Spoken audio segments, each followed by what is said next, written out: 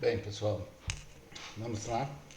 Como eu disse para vocês, a gente precisa encerrar ah, os conceitos dados pela glicólise, pela via glicolítica, quando na célula a molécula de glicose, carboidrato, é quebrado e transformado em duas moléculas de piruvato pela via glicolítica.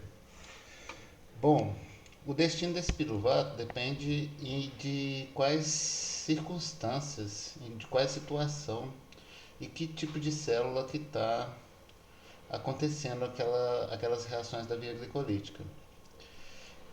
De uma forma geral, a sequência da via glicolítica, que é uma via que a gente chama de anaeróbica,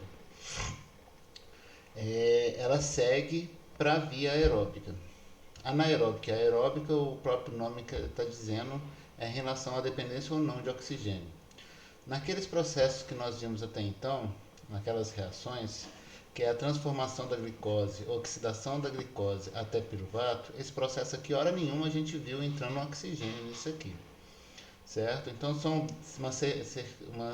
cerca de 10 reações químicas que simplesmente vão pegar essa molécula de glicose, que é um carboidrato de 6 carbonos, ativar ela. Para isso gasta-se 2 ATPs, gasta-se energia vindo da hidrólise de dois ATPs, para que a gente consiga quebrar essa molécula ao meio e transformar em piruvato. Depois que ela é quebrada, a gente consegue obter aqui NADH, duas moléculas de NADH e 4 moléculas de ATP. A gente gasta 2, então 4 moléculas de ATP que a gente produz, menos duas que a gente gastou para ativação, a gente tem um rendimento de 2 ATPs, ou seja, da transformação de glicose até piruvato, dá para a gente energia além dos NADHs, certo? Todo esse processo acontece no citoplasma da célula, certo? Então todo esse processo está resumido aqui, está resumido não, está explicado aqui nesse slide, ó. Transformação da glicose, uma ativação, gasta-se um ATP, frutose 6-fosfato foi para difosfato, gasta-se outro ATP, é quebrado essa molécula. Aí cada metade segue por esse caminho, então cada reações dessa aqui são dobradas, está escrito aqui, ó, 2. E então produz-se 2 NADH, produz-se 2 ATP, produz-se mais 2 ATP. São 2 com 2, 4 ATPs, gasta-se 2 ATPs de rendimento. Certo? Bom, o destino, o que vai acontecer com esse piruvato? Piruvato ainda é uma molécula energética. Tem como a gente obter energia dessa substância ainda? Tem, porque ele ainda é uma molécula que está aqui, ó, 3 carbonos parcialmente oxidado. Por que eu falo parcialmente oxidado? Porque esses 3 carbonos têm 3 oxigênio. O máximo de oxidação que pode ter da molécula de carbono é a composição do CO2. CO2 é 2 oxigênios para cada um carbono. Então ainda há como a gente oxidar esse carbono aqui, esses carbonos contidos na molécula de piruvato.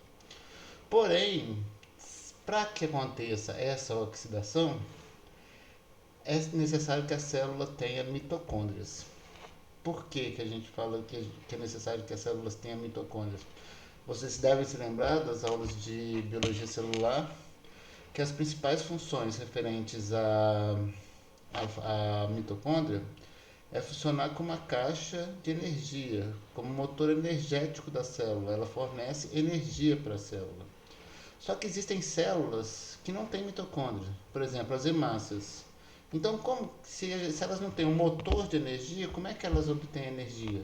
Por esse processo aqui, ó. Transformação de glicose a piruvato. Aqui obtém energia, não acontece na mitocôndria e não precisa de oxigênio. Se eu quiser obter mais energia a partir do piruvato, aí não tem jeito. Eu tenho que jogar esse piruvato para dentro da mitocôndria e lá dentro da mitocôndria ele vai ser metabolizado para gerar mais energia, que é o que a gente vai ver agora como acontece isso, certo? Então, os destinos dos piruvatos em condições aeróbicas é esse aqui, ó. Condições aeróbicas, ele é transformado em acetil-CoA E pelo ciclo de Krebs que a gente vai ver agora, ele é transformado em CO2 e água dentro da mitocôndria. Então, olha só, uma glicose dá 2 moléculas de piruvato. Cada piruvato tem 3 carbonos. Bom, a glicose tem 6 carbonos. Se a gente quiser transformar toda essa glicose em energia, a gente tem que oxidar ao máximo cada um desses 6 carbonos. Ou seja, transformar cada um desses carbonos em CO2. Bom, até aqui a gente não produziu CO2. Porque eram 6 carbonos que a gente quebrou na metade, mas estão todos os carbonos contidos no piruvato. Quando a gente transforma piruvato em acetil-CoA, opa, o que sai aqui? CO2. Por quê? Porque aqui tem 3 carbonos. O acetil vem do ácido acético, do acetato, só tem 2. Certo? Então, um carbono já é oxidado aqui nesse processo. Esses acetil-CoA, por que a gente fala 2? Porque cada piruvato vai perder um carbono e vai virar um acetil-CoA. A glicose gerou 2 piruvatos, então são 2 acetil-CoAs. Cada acetil-CoA que der uma volta no ciclo de Krebs, a gente vai ver que ele é transformado em 2 CO2. Como são 2 acetil-CoA? 4 CO2. São 2 voltas no ciclo de Krebs. Se a gente não tiver como acontecer esse processo aqui, que acontece, como eu falei para vocês, acontece dentro da mitocôndria, aí vem as condições anaeróbicas. Condições anaeróbicas, a gente precisa transformar piruvato em lactato e piruvato em etanol. Ou etanol. Ou em lactato ou em etanol. Por que há necessidade dessa transformação?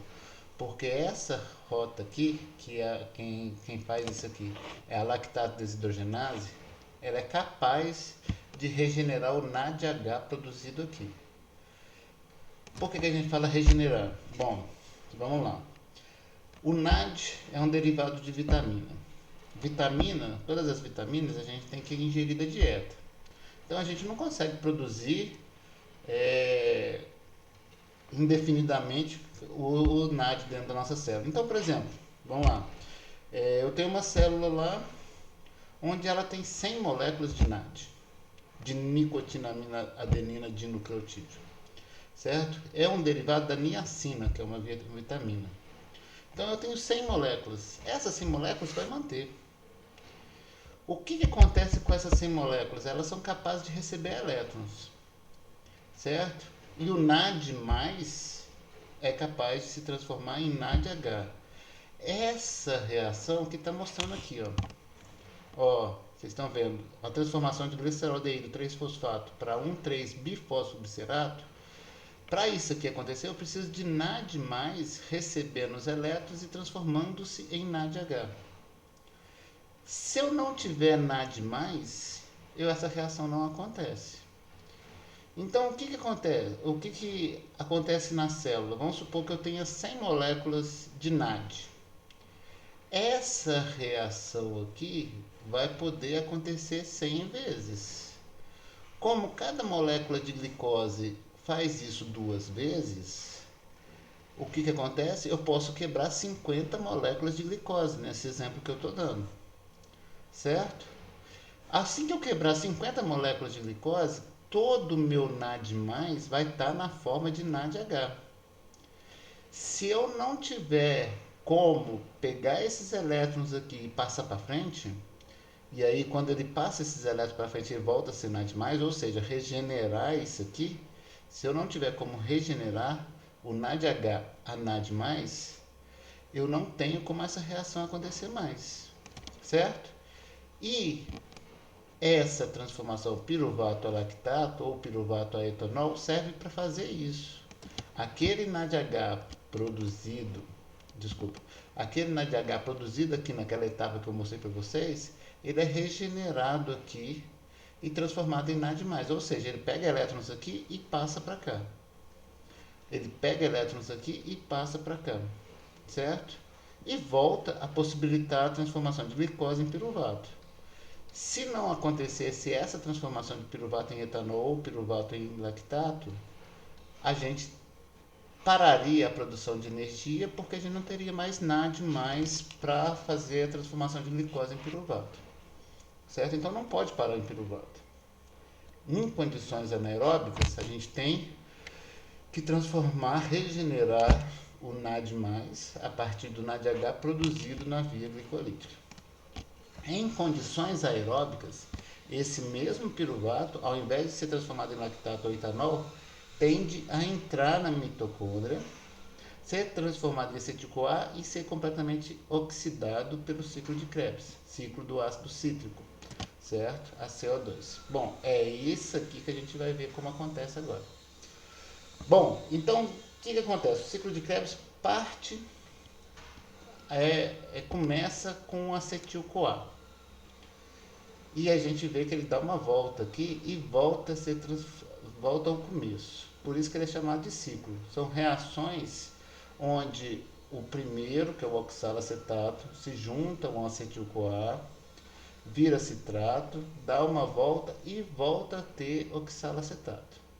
Certo? Então isso aí é uma coisa que a gente vai estudar em detalhes, essas reações aqui. Por que ele é cíclico? Porque o produto final dele acaba sendo o mesmo que começou o ciclo. Então a primeira reação é essa aqui, ó. Acontece dentro da mitocôndria. O piruvato, são duas, lembrando que a partir da glicose, são duas moléculas de piruvato formado. Esse piruvato tem que ser transformado em acetil-CoA, tem que ser ativado, certo? Essa ativação depende de uma enzima chamada piruvato desidrogenase, que está lá dentro da mitocôndria. Não existe ela fora da mitocôndria. Por que só tem dentro da mitocôndria? A mitocôndria ela tem o DNA próprio capaz de produzir todas as enzimas necessárias para a função mitocondrial. Então, nesse processo de ativação do piruvato, o que acontece? Entra uma coenzima, que é essa molécula grande aqui, ó, certo? A gente chama ela de coenzima A ou CoA. Ela simplesmente serve como um transportador de 2 unidades de carbono. Ela não transporta 3, e o piruvato tem 3. Certo? Quimicamente falando, a gente precisa dela entrar, atacar esse carbono aqui, como um nucleófilo, e esse grupo carboxila vai sair, vai se quebrar essa ligação e vai formar essa estrutura que é o acetil-CoA. O que a gente pode reparar aqui, ó, é que o piruvato tem 3 carbonos e o acetil, que é o que fica ligado à coenzima A, tem 2 carbonos, certo? Aqui é o ponto onde vai se ligar, ó, o grupo tiol aqui é que se liga a esse grupo acetil. Nesse processo, além de sair uma molécula de CO2 para cada piruvato, ocorre a redução do NAD mais a NADH. Isso aqui já acontece dentro da mitocôndria, certo? Então, esse aqui é a primeira etapa. É uma reação exotérmica, bem facilitada. Assim que o piruvato entra na mitocôndria, já tem todas as enzimas, já tem toda a coenzima A já está ali presente, o NAD+, já está ali presente, todas as coenzimas necessárias aqui para que isso aconteça, certo? Além do que isso aqui libera energia. Se libera energia, tende a ser favorecida. Favorece que essa reação aconteça. A partir do momento que a gente tem um acetil, aqui ó, esse acetil vai ser direcionado para o ciclo de Krebs. Aonde que acontecem essas reações do ciclo de Krebs? Na matriz mitocondrial. São todas enzimas que estão dentro da mitocôndria. Então, é elas que são capazes de transformar, ligar o acetil-CoA ao oxalacetato para transformar em citrato e seguir essa sequência de reações até voltar ao oxalacetato. Bom, a gente viu que os carboidratos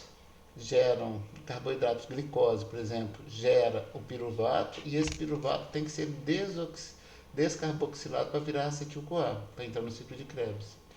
Ácidos graxos e alguns aminoácidos, vocês estão vendo aqui que pode gerar diretamente acetil-CoA. E aí, ciclo de Krebs. Então, Esses três compostos aqui são os principais metabólicos energéticos, substratos energéticos da nossa alimentação. Glicose, elas são os carboidratos de uma forma geral. Ácidos graxos estão contidos nas gorduras e aminoácidos estão contidos nas proteínas. Carboidratos, lipídios e proteínas são os principais compostos energéticos que nós adquirimos pela alimentação, certo? Então, todos eles produzem energia a partir da produção de acetil-CoA e esse acetil-CoA sendo jogado no ciclo de Krebs. Então, eu já estou falando para vocês, a principal função do ciclo de Krebs é gerar energia de forma aeróbica dentro da mitocôndria, certo?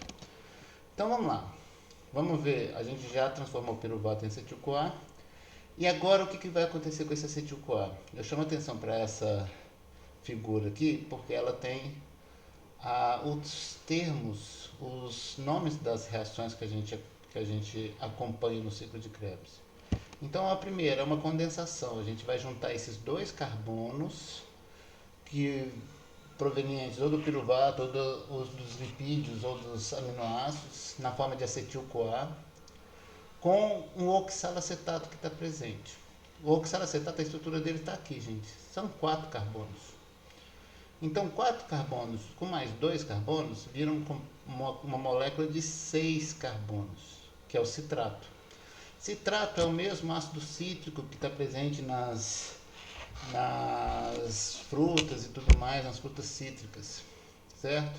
Então, limão, laranja, essas frutas cítricas, de uma forma geral, tem energia para a gente. Pode fornecer energia na forma de ácido cítrico, certo?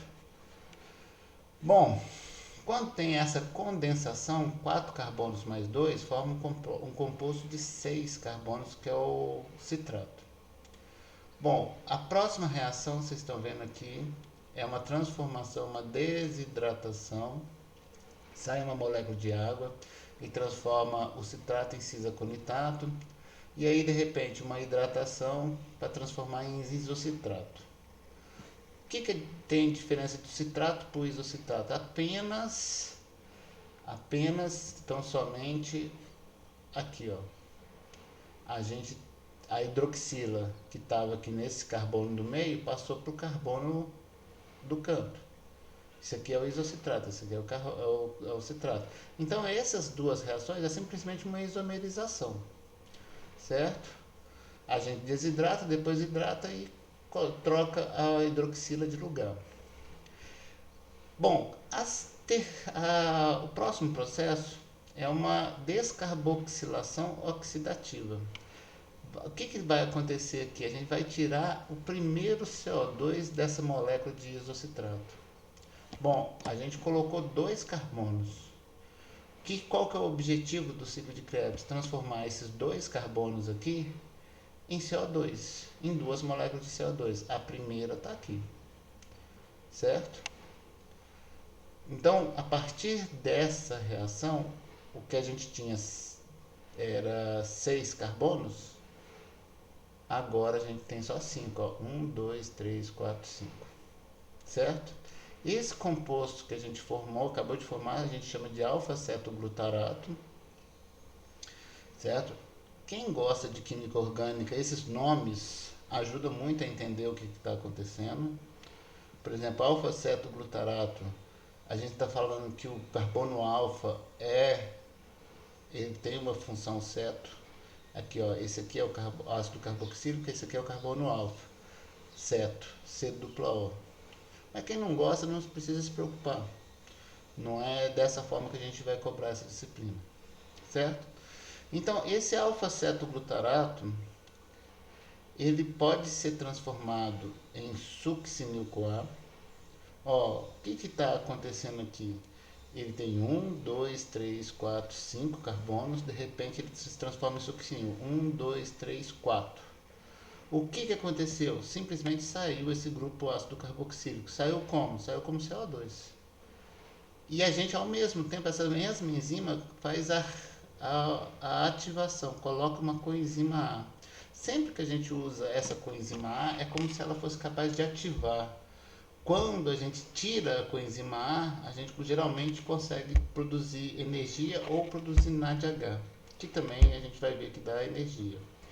Bom, vocês estão vendo aqui que subprodutos dessas reações, tanto dessa de transformação de saída do CO2 e essa outra aqui, saída desse outro CO2, ó, tem a produção de NADH. Para a gente produzir NADH, quer dizer que isso aqui foi reduzido a partir do NAD+, então tem que ter um NAD+. Se não tiver o NAD+, essa reação não acontece. Então, isso aqui é produzido porque essa reação utilizou o NAD+, para receber elétrons e se transformar no NADH. Bom, succinil-CoA, como eu falei para vocês, quando a gente tem esse coenzima A, geralmente são moléculas energéticas que para a gente quebrar isso aqui, a gente é capaz de produzir energia. É o que vai acontecer, ó, a gente vai tirar a coenzima A gente vai tirar essa parte aqui da molécula. E o que vai sobrar são 4 carbonos, que é o succinato. Quando a gente quebra isso aqui, essa reação consegue produzir energia diretamente.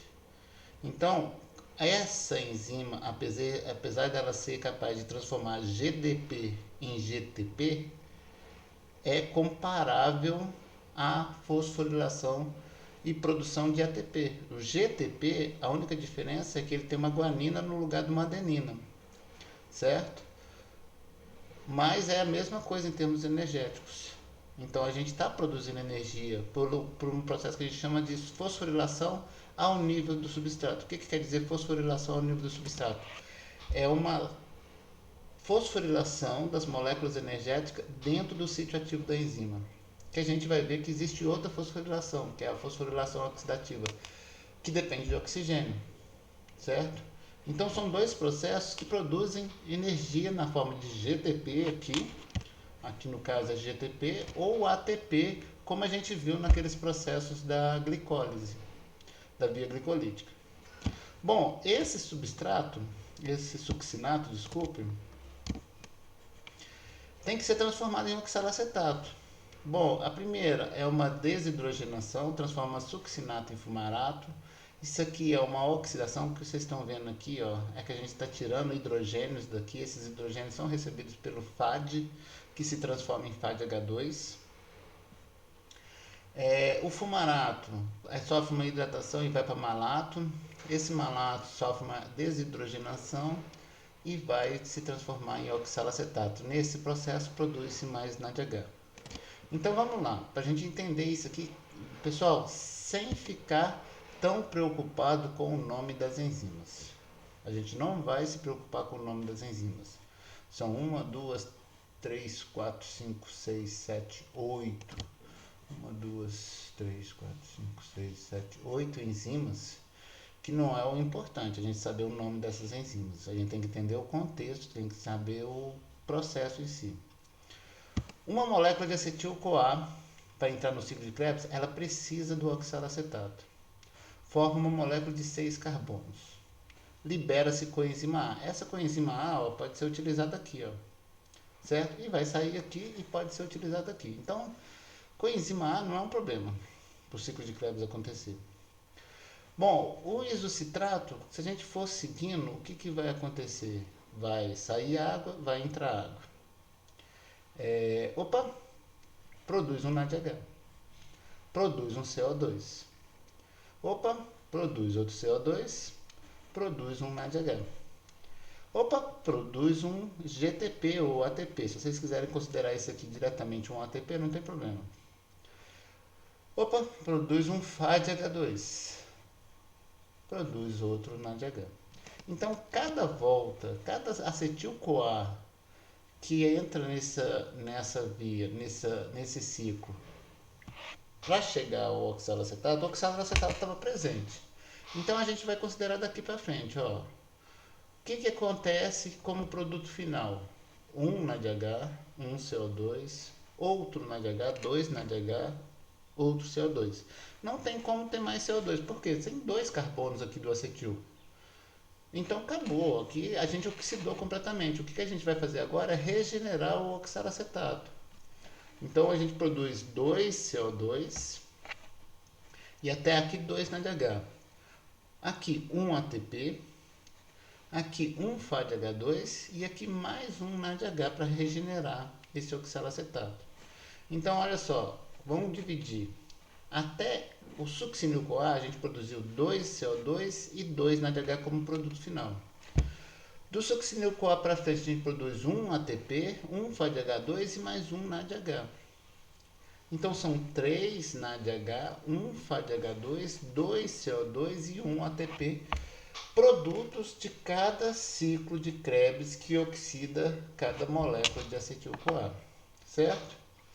Então vamos ver cada uma dessas etapas. Olha, em termos energéticos, é só para vocês terem uma ideia de como que acontece, certo? De que esse processo, de uma forma geral, é favorecido.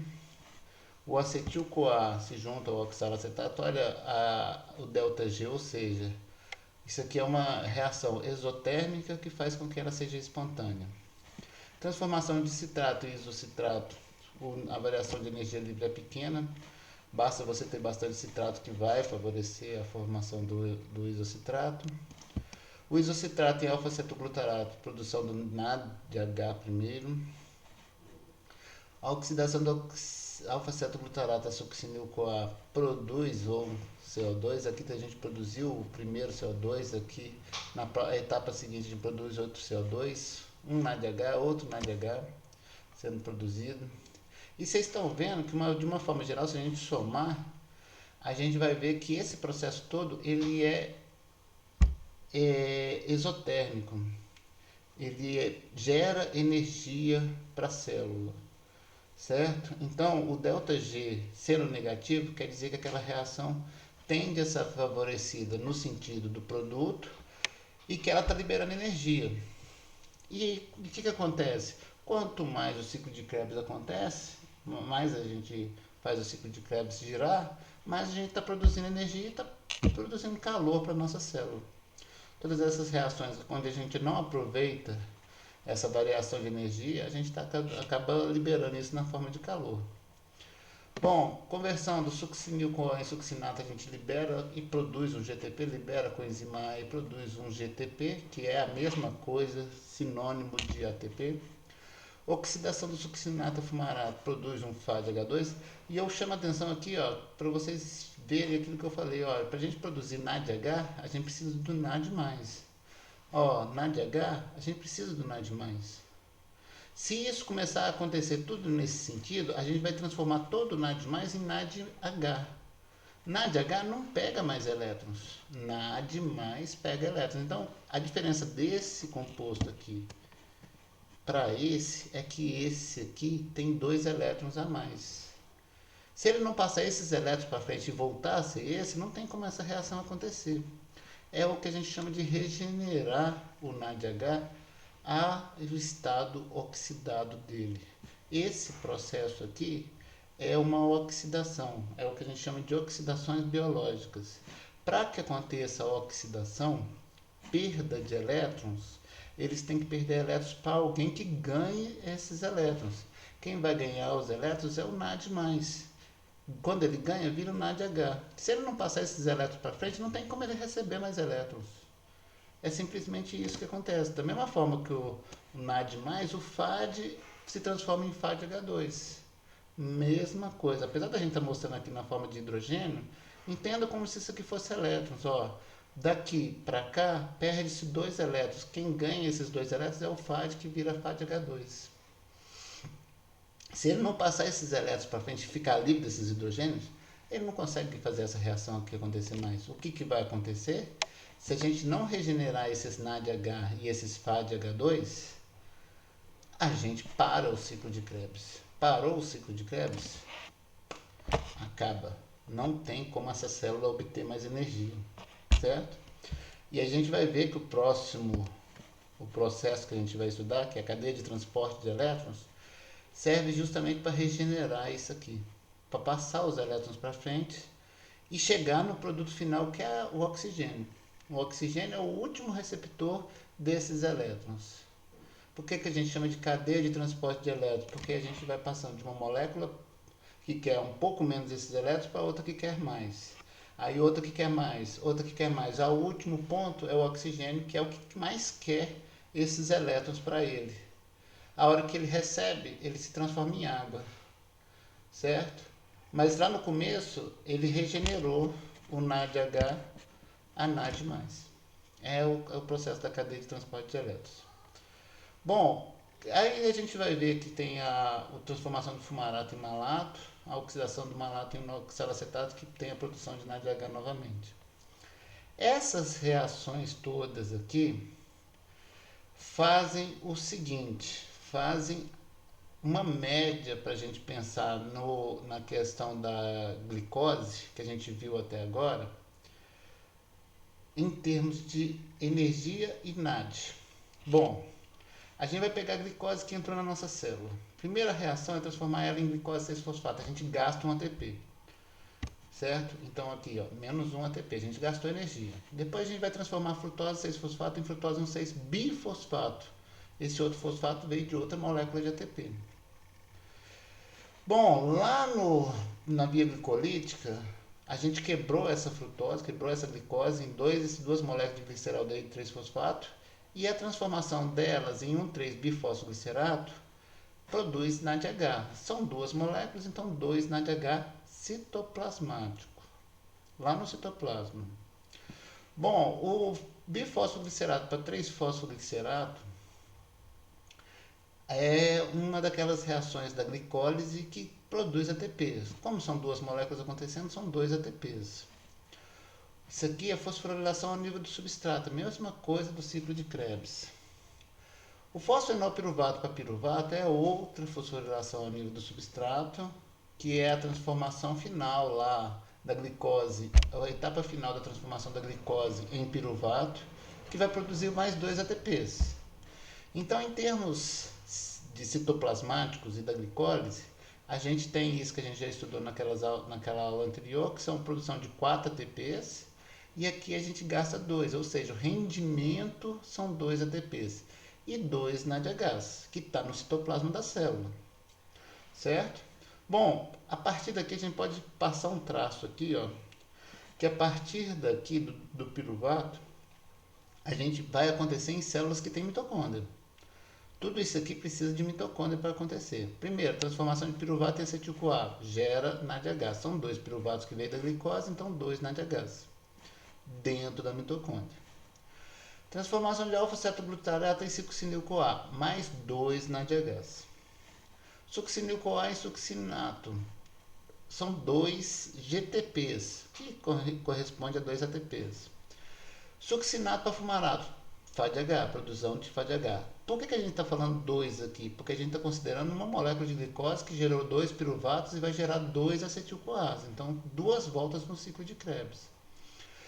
Malato ou oxalacetato, são 2 NADHs, certo? Bom, a gente vai ver que existe uma relação, uma relação de produção de energia pela cadeia de transporte de elétrons. Cada NADH produz 2,5 ATPs e cada FADH2 produz 1,5 ATP, certo?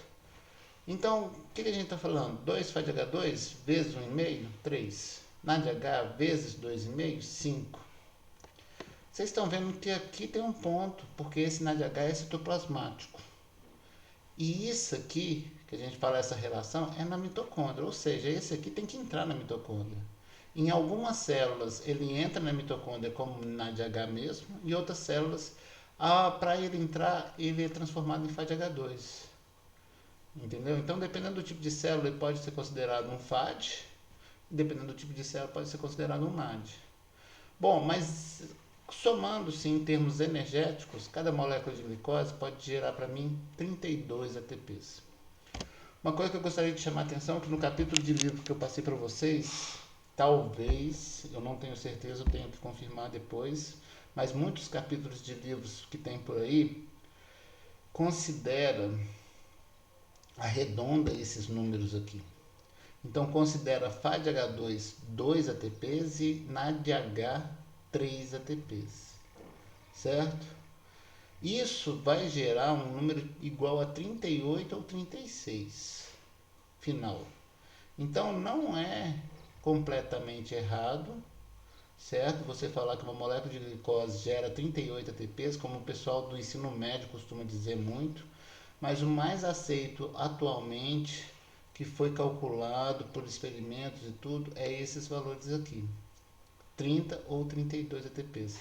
Essa relação foi descoberta há pouco tempo, né? Há cerca de 20 anos, mas é pouco tempo para a gente espalhar todas essas informações. 20 foi da década de 80, então 30 anos mais ou menos, mas ainda não está totalmente nos livros didáticos essa relação. Então tem alguns livros didáticos que insistem nos cálculos anteriores, então não se preocupem.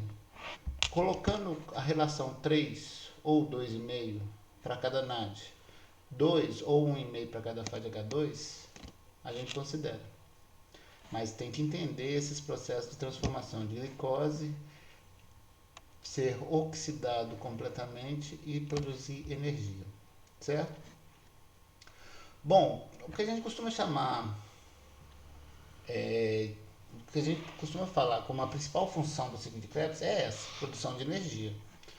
Produção de NADH, FADH2 e ATP diretamente, e esses NADH e FADH2 vai para a cadeia de transporte de elétrons, que a gente vai ver na próxima videoaula, e é utilizado para gerar energia. Então essa é a principal função do ciclo de Krebs, mas não é só essa. Muitos dos compostos, dos intermediários do ciclo de Krebs estão envolvidos em processos de síntese de compostos. Então, por exemplo, o alfa-cetoglutarato, se a gente colocar um nitrogênio nele, ele vira um glutamato. O glutamato nada mais é do que um aminoácido. Então, essa transaminação do alfa-cetoglutarato, que é um composto que está lá no meio do ciclo de Krebs, pode ser utilizada para gerar um aminoácido importante para as nossas células, que é o glutamato. Certo? Muitos desses compostos, por exemplo, succinil-CoA, pode ser transformado em isoleucina, metionina. Essas relações piruvato pode ser transformado em alanina. Então, além da formação de energia pelo ciclo, por girar o ciclo dessa forma, ele pode ser utilizado para abastecer a célula de compostos que estejam faltando, principalmente aminoácidos, certo? Então isso acontece muito em relação aos intermediários do metabolismo do ciclo de Krebs. O que a gente costuma dizer é que o ciclo de Krebs é um ciclo central no metabolismo, porque ele envolve aminoácidos, ele envolve acetil-CoA, vocês vão ver que é o produto final e inicial dos lipídios. Se a gente começar a produzir bastante acetil-CoA, a gente começa a transformar esse acetil-CoA em ácidos graxos para armazenamento.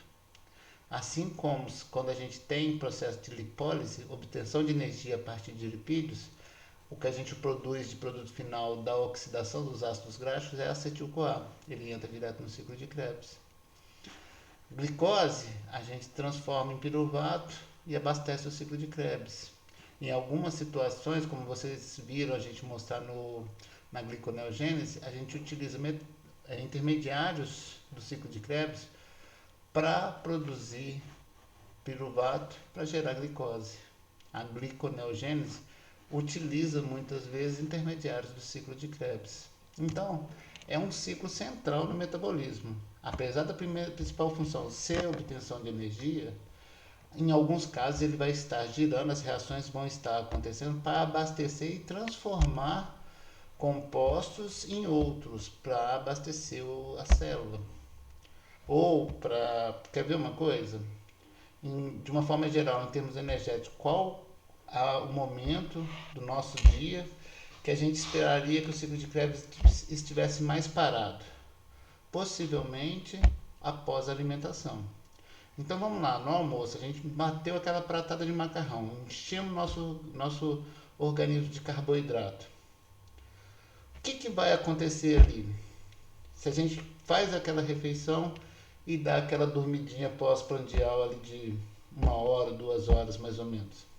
Aquela descansadinha, aquele sono do embelezamento que a gente tem nas tardes e tudo mais após a alimentação. O que está acontecendo ali? Nosso organismo está precisando de energia? Não. O ciclo de Krebs vai estar funcionando? Vai. Por que ele vai estar funcionando?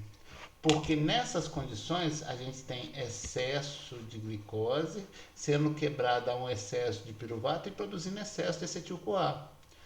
Para a gente armazenar esse acetil-CoA no nosso organismo para a hora que a gente acordar e precisar de energia, a gente engorda, que é simplesmente a transformação desse acetil-CoA em ácidos graxos. Para a gente transformar esse acetil-CoA em ácidos graxos, ele precisa sair da mitocôndria na forma de citrato. Então ele faz essa reação aqui acontecer. Essa reação aqui acontece. O citrato sai e lá fora lá fora da mitocôndria ele é transformado em acetil-CoA e oxalacetato. O oxalacetato volta para a mitocôndria. O acetil-CoA vai para a síntese de ácidos graxos. Então esse aqui, ó, excesso de glicose, excesso de piruvato, excesso de acetil-CoA. O acetil-CoA, gente, ele não tem transportador que joga ele para fora ou para dentro da mitocôndria, mas o citrato sim. E por que o citrato começa a acumular? Porque a célula não está precisando girar totalmente o ciclo. Não está precisando de energia, você está deitado, está dormindo. Então não está precisando de energia, mas está chegando bastante glicose, está gerando bastante acetil-CoA. Esse acetil-CoA tem oxalacetato presente, vai produzir bastante citrato. O citrato não quer continuar, então ele sai. No que ele sai, ele é transformado novamente em oxalacetato. Esse oxalacetato ele é transformado em malato e esse malato entra. E esse acetil-CoA é usado para a síntese de ácidos graxos. Então, assim como o ciclo de Krebs é utilizado na produção de aminoácidos, ele também é utilizado na produção de ácidos graxos. Ele é utilizado na produção de piruvato a partir de aminoácidos para gerar glicose. Então, é um ciclo central do metabolismo. Principal função, gerar energia. Mas ele só funciona quando está precisando gerar energia? Não. Ele funciona também para gerar intermediários, moléculas importantes para as nossas células. Certo? Bom, aqui é uma regulação simples. Eu não vou entrar em muitos detalhes a respeito disso. Por quê? Porque isso aqui é o que acontece nas nossas células o tempo todo. Certo? Vou só dar um exemplo aqui para vocês. Quando a gente tem no nosso músculo o processo de contração e relaxamento, a gente tem lá do sarcoplasma a liberação de cálcio. O cálcio é um íon que avisa para a célula que ela precisa de energia, porque ela vai começar a entrar em trabalho muscular. E aí vocês estão vendo que o cálcio ele ativa todo o processo de via do ciclo de Krebs. Por quê? O ciclo de Krebs é importante para a obtenção de energia. Se eu tenho excesso de ATP, para que eu vou produzir mais ATP? Então, o próprio excesso de energia dentro da célula já bloqueia o ciclo de Krebs. Só para vocês entenderem mais ou menos que esse processo, que esse ciclo tem que ser controlado. Por que ele tem que ser controlado? Porque senão ele fica queimando combustível o tempo todo. Você está dormindo e ele está lá queimando combustível, queimando piruvato, queimando acetil-CoA, queimando aminoácidos para gerar uma energia que você não está gastando. Certo? Então ele tem que ser controlado. E ele é controlado em pontos chaves. Se eu tenho ADP, significa que eu tenho pouco ATP. Porque eu preciso desse aqui para ser fosforilado e produzir ATP. Então o ADP estimula o ciclo de Krebs. O ATP bloqueia. O NADH bloqueia. O ATP bloqueia. O citrato bloqueia. Porque são compostos que já dão um sinal que a célula está com excesso de energia. Certo? Então é só para vocês entenderem mais ou menos como funciona o nosso metabolismo, para que a gente tenha um esquema de otimização. A gente não pode fazer ele funcionar, não pode ficar com ele funcionando sem que haja necessidade daquelas moléculas. E a maior parte das vezes, esses compostos que são importantes, por exemplo, o ETP, que é o produto principal da produção, vai lá e regula aquela enzima que faz uma reação-chave. Se a via vai produzir ATP, o ATP vai lá e inibe aquela enzima e ela para de produzir. Quando o ATP é gasto, ele não está ali para inibir mais ou menos, ela volta a estar ativa. Então, dessa forma, a gente tem essa regulação do ciclo de Krebs. Bom, pessoal, é rápido. Próxima aula, eu acho que é muita informação, talvez vocês tenham que ir e voltar nessa aula várias vezes, mas as informações estão todas aqui. Próxima videoaula é a de cadeia de transporte de elétrons, é mais curta ainda, mais direcionada, mas também muita informação. Então, até a próxima aula, até a próxima videoaula, ok?